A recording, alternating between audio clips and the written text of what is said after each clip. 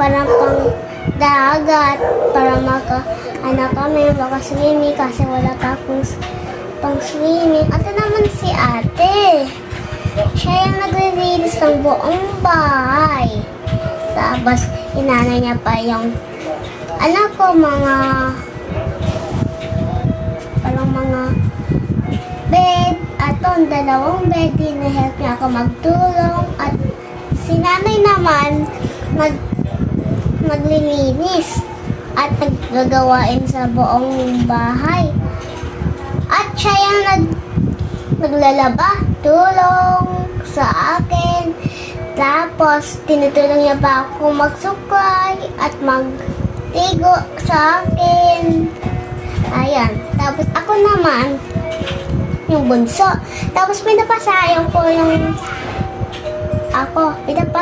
si Nini ko. Kasi